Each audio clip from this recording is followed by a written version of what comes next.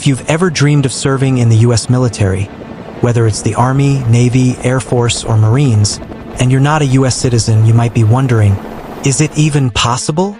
The short answer is yes, it is possible. But there are specific requirements you must meet. In this video, I'll explain in detail how foreigners can join the US Army, the requirements, process, benefits, and what to expect after enlistment.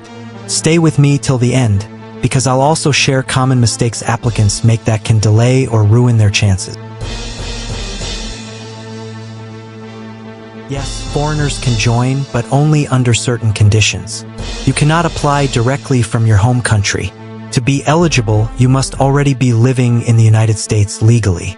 That means you must be one of the following: a green card holder, permanent resident, or someone who has official legal status inside the US, for example, those on specific long-term visas or refugee status. The US military does not accept applications from abroad, even if you have family or friends in the US recruiting for you. So, step 1 is being legally present in the country.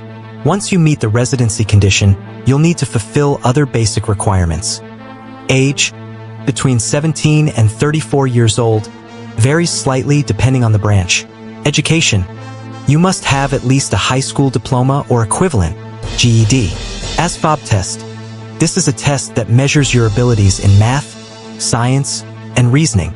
Your score helps determine what jobs you qualify for.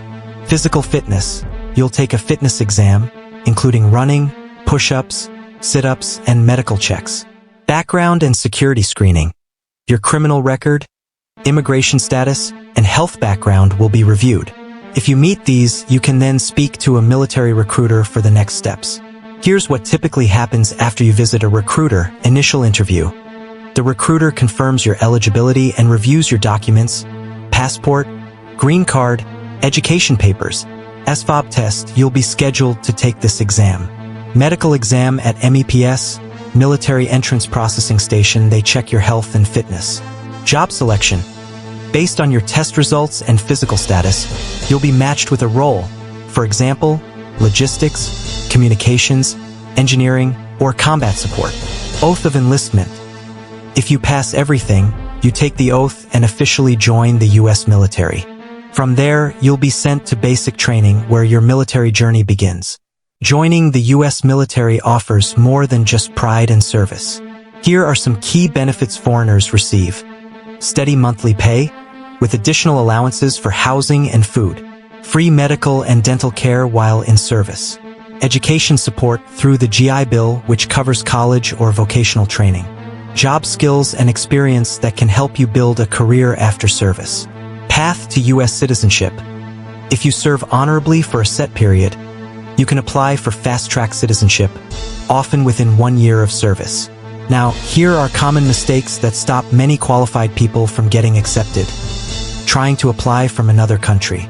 Submitting incomplete or false documents.